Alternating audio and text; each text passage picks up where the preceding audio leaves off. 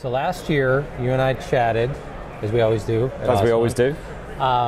You were demoing a cable and interface that connected iOS devices to Arduino. Yep. There's the single best YouTube still ever with us both looking up like that. How has that process changed over the ensuing year? So, one thing, there's a new cable, which is TTL version of the cable, as well as the RS-232 version of the cable we talked about last time. But it's still pretty much static at that point. It's like straight serial. It comes from your iPhone onto your device. That's about it. There's a new version of the ADK if you're on Android, of course. It just came out of Google I/O. But that's still USB host, so it's pretty much the same thing as well. So it's pretty much been static over the last year. Not a lot has changed yet. Oh, there's something happening? Well, something brewing? This thing's brewing. Okay, all right. So what applications have you seen from it thus far? Well, the applications, there's a bunch of people doing interesting home automation stuff. I know a couple of people are looking into it quite seriously for dashboard connections for a car company that will not be named, because I've signed bits of paper to say I can't name them. Right. So that's going to be, you can come along, you can plug your, they're going to basically use that to talk to the engine management computer. You can come along, plug your phone or your iPad in, and suddenly it lights up in the dashboard. No kidding. Yeah. But actually the most use I've seen of people with the cable is actually prototyping new devices. So one of the problems with building mobile accessories is the fact that it takes a lot of upfront investment, right? Especially if you're going to go with iOS and there's the MFI program, and we've talked about that before, right? It's a big legal hurdle, there's lots of NDAs, there's lots of paperwork, lots of money. But you pick up one of these cables, you can basically build out your prototype using an Arduino, basing it on an Arduino with the cable. You can build up something quite cool, you can do all the software, you can get it all ready to go. And then you can go to a third-party company like Redpark, for instance, who do the cable, but there are others, and go, look, here's how it's going to work. This is all the firmware. This is the software. And suddenly the MFI process is not 2 years of your life, it's 2 weeks of your life. Sure.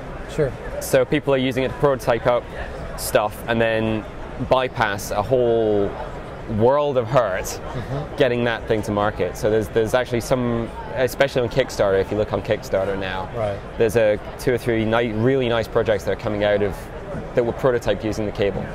Now, what role will this type of hacking, particularly on the iOS side, what role do you think it's going to have in the Internet of Things? So I think this is what I was talking about earlier, the stuff that's coming up, and the stuff that's coming up is Bluetooth 4. The new devices such as the iPhone 4S and the iPad 3, sorry, the new iPads,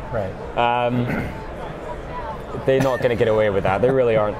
The new iPad. The new iPad. The new iPad, and there's a couple of Android phones now have Bluetooth 4. Bluetooth 4 is Bluetooth Low Energy. It's a new Bluetooth standard, which is designed for embedded sensor networks, basically. Designed to do embedded hardware, designed to talk not to the standard earpieces or speakers that you normally get for Bluetooth, but it's designed to do much lower power, longer duration stuff. So also it does away with pairing, which is horrible if you go to the Bluetooth stack level. So it gets rid of that. Yeah, well, you can pair, but if you don't care about uniquely identifying an item with the phone or a laptop or whatever, then you can just have it there and anyone can talk to it.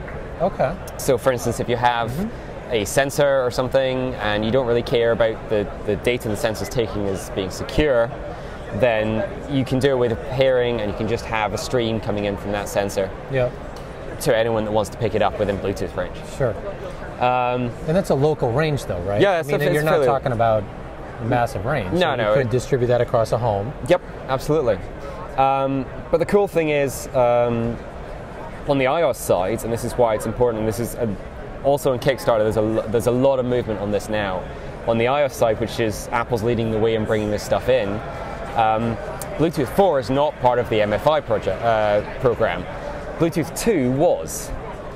So suddenly, if you want to build a Bluetooth accessory for your iPhone or your iPad, and that's also going to work with Android, and MacBook Airs and Mac Minis and all of the new Apple kit that's coming out and a lot of the new, the new Dell kit and all of that sort of stuff. If you want to work with an accessory that's going to work cross-platform, suddenly you can build it with Bluetooth 4. Nice. It's got reasonable range. A lot of the intricacies of the Bluetooth stack have gone away, which isn't to say Core Bluetooth, which is the new Apple framework to deal with Bluetooth 4, is particularly easy to handle, but I'm hoping to solve that later on in the year. Yeah. But it basically means you can start building out mobile accessories for multiple platforms. They're going to work across multiple platforms, and you can see those starting to poke up on Kickstarter now, because it's really where, as far as I can see, where most of the innovation in this space is starting to come through. Interesting. So last question for you, and kind of expanding this a little bit. Yeah. What do you think the Internet of Things is going to look like in 5 years? First off, are we going to be talking about it? Yeah. Or are we going to be living it? I hate this question.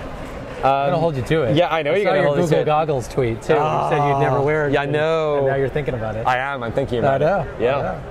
So, ubiquitous computing, the Internet of Things, which is not strictly the same thing, but to first order it is. We can put it aside. Sure. I think embedded computing is going to go a long way. I think it's not going to be the way we all imagined it was going to be. I think the science fiction interpretation, the sort of the futurist interpretation of all the objects interacting with us in different ways is not quite the thing what's going to happen. I think the objects are going to start interacting with each other quite a lot. So I think within the next couple of years, especially with Bluetooth 4, which is going to be available, more widely available, things you carry with you will start to interact with the environment around you. So it might be the Google glasses or your cell phone, or your cell phone might go away and become a small box that just interfaces with your Google glasses, or there's the new Pebble watch, which got a lot of take up on Kickstarter, for instance. So that's another form factor that people have been talking about for a very long time. And those sort of devices interfacing into the ambient environment, I think, is going to come very quickly now, because we've just reached the technological tipping point that's going to make the technology for that easy. And I remember we've just had this discussion about Bluetooth pans in the past, right? Which a couple of years back at OSCON, I think it was. And this was my prediction about 10 years back, that it was all going to be done down to Bluetooth personal area networks, and where it's going to be. Well, maybe this time I'm right. If you keep harping on it. If I keep harping on it for like 10, 20 years, we're going to get there. But no, I mean, this is it. Why I don't want to make a firm prediction, but I would predict the next couple of years we're going to get a lot more embedded devices. The computing is going to start to dissipate out into the environment, and the computing we carry with us is going to become much less intrusive. But I think ubiquitous. I think it takes a long time for technology to become ubiquitous. Sure.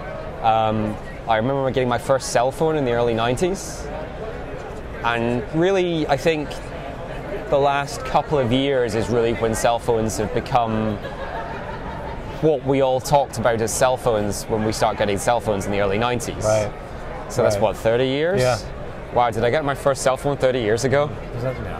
Oh, no, that's bad. No. Okay. That can't be right. No. So it takes a certain amount of time for technologies to propagate. Yeah. But I mean, that time does reduce, and the cycle time is getting much shorter. Right. But whether that cycle time is going to reduce to the point where we're going to replace our entire existing computing infrastructure with sort of ubiquitous Internet of Things, or whether that's going to start to be an emerging thing in the next couple of years, I don't know. Yeah. Could be one of those things that sort of sneaks up on us in a way. I think it's going to be a thing that sneaks up with us. I mean, if you're going to have like an Internet of Things branded watch, right? I mean, yeah, exactly. It's going to be there, and suddenly you're going to turn around and go, oh, it does that. Yeah, it does that already. Because this is what's happened to me with smartphones and tablets. And if you took the new iPad back to 1994, it would be the most powerful supercomputer in the world. Right. And it would melt people's brains. It would melt people's brains. Sure. We don't want that. And 94 is not that long ago. No, it's not. Well, thanks for joining us. You're Appreciate welcome. it.